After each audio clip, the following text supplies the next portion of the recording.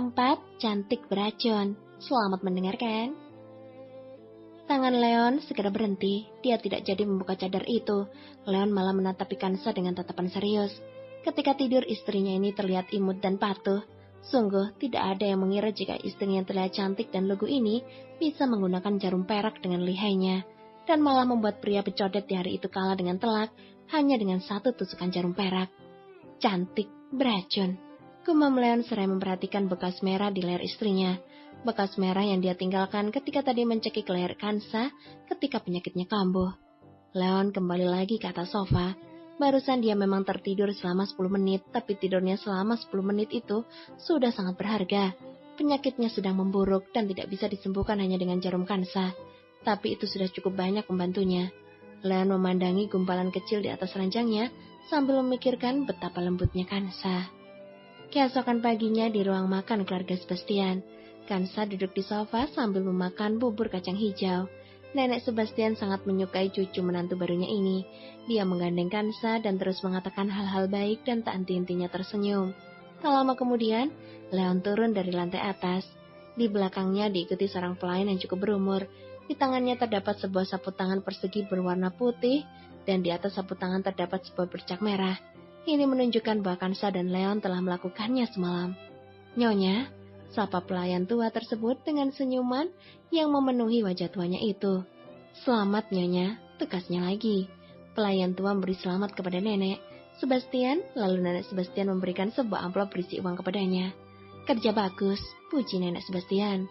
Kansa merasa aneh. Memang ada wanita yang akan berdarah saat melakukannya pertama kali, tapi mereka tidak melakukannya semalam. Jadi bercak darah dari mana itu? Melihat wajah aneh Kansa yang telah sedang berpikir keras, Leon pun menyeringai. Leon mendekatkan duduknya di kursi Kansa. Leon berbisik di telinga Kansa. Skenario drama pernikahan kita. Dia mengatakan dia yang melakukannya, lalu malah menanyakan secara terang-terangan hal yang masih dianggap tabu oleh kebanyakan orang tua dulu ataupun sekarang. Apakah kau masih perawan? His, pria ini beneran deh. Apa Tuhan menciptakannya hanya untuk membuatku mengkesal di setiap hari? Pikirnya sambil memasukkan satu sendok bubur kacang hijau ke mulutnya. Kansa bahkan tidak pernah pacaran. Wajahnya langsung saja memerah seketika ketika mendengar pertanyaan ini. Di mata nenek Sebastian, mereka berdua yang sedang berbisik ini memanglah tampang sepasang suami istri baru. Nenek Sebastian pun merasa senang. Leon masih saja menggodai Kansa. Kau belum genap berusia 20 tahun, baru 19 tahun ya kan? Harusnya belum punya pacar dong. Leon berusia 27 tahun, tampan dan gagah. Usianya sekarang adalah usia produktif seorang pria. Kansa tidak ingin Leon semakin mendekat. Dia segera menyuapi bubur kacang hijau di tangannya ke dalam mulut Leon, agar Leon berhenti menggodainya. Leon punya misopobia. Ini adalah sebuah ketakutan patologis terhadap kuman, bakteri, mikroba, kontaminasi, dan infeksi. Pengidap misopobia cenderung mudah jijik terhadap hal-hal yang bersifat kotor. Merasa apa yang barusan disentuh itu bisa mengotori tubuh dengan virus atau bakteri, tapi yang dipakai adalah sendok bekas Kansa. Kepala pelayan merasa sangat ketakutan.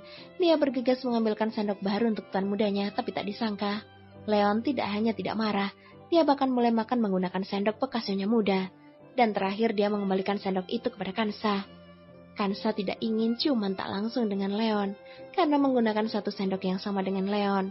Dia segera saja menghabiskan buburnya dengan cepat, lalu berkata, Nek, aku sudah kenyang. Leon mengangkat sudut bibirnya saat melihat tampang lucu Kansa karena ditindas. Moodnya hari ini lumayan bagus. Setelah selesai sarapan, Kansa perlu pulang ke rumah orang tuanya sebentar.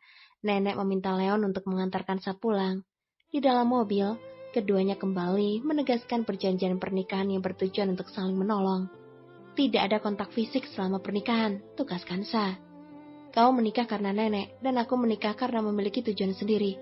Jelasnya lagi, tidak bisa, protes Leon. Dalam keadaan tertentu, memeluk, mencium, dan hal-hal sejenis yang aku sebutkan tadi masih diperbolehkan, tugas Leon. Dasar mesum, kau ini sekali-sekali mengambil kesempatan dalam kesempitan. Ujarkan saya masih kesal mengingat malam pertama mereka itu. Jika ingin memanfaatkan statusku untuk mencapai tujuanmu, maka ikuti skenarioku. Ujar Leon memberikan penawaran dengan nada acuh tak acuh. Kansa hanya bergumam kesal seraya menggembungkan kedua pipinya itu karena mengkesal dengan suaminya ini. Awalnya Leon berpikir pernikahan yang diaturnya untuknya ini akan sangat membosankan, namun siapa sangka wanita yang dinikahinya ini malah seperti landak, menebar duri di seluruh tubuh untuk melindungi diri sendiri. Biasanya ketika menghadapi musuh, landak akan langsung meringkukkan tubuhnya menjadi bola, sehingga duri tajamnya semakin tampak berdiri.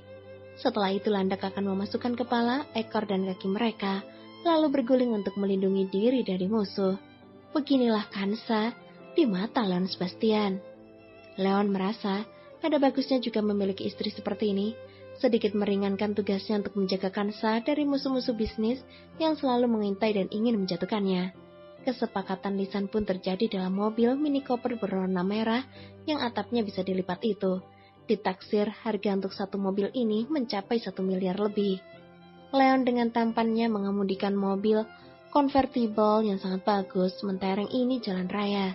Terdapat aroma cinta sepasang kekasih dalam embusan angin sepoi-sepoi karena Leon melipat atap mobilnya itu. Keduanya tiba depan pintu mobil keluarga Isvana. Kansa terkunci oleh sabuk pengaman. Leon mendekat untuk membantunya melepaskan sabuk pengaman. Hidungnya dipenuhi aroma feminin di tubuh Kansa. Sedikit membuat Leon termenung, wangi ini mengapa hatinya jadi sangat menyukai wangi ini. Leon menaikkan satu alisnya karena merasa heran. Biasanya Leon sangat membenci aroma parfum yang tercium, tapi kali ini dia malah tidak membenci aroma tubuh pada Kansa. Dia membantu Kansa melepaskan sabuk pengaman dan menanyakan pada Kansa parfum apa yang dipakai. Kansa mengatakan dia tidak menggunakan parfum. Leon mencabut lepas sabuk pengaman yang masih melingkar di tubuh Kansa. Nah, sudah. Leon mengenai bibir Kansa pada saat menengadahkan kepalanya. Meskipun terhalangi oleh sebuah cadar, tapi ini adalah ciuman pertama Kansa. Tatapan mata pengantin baru itu saling bertemu dan menatap dalam canggung. Keduanya terdiam dalam posisi tersebut. Sama-sama terlihat sedang mensinkronkan otak dan hati mereka.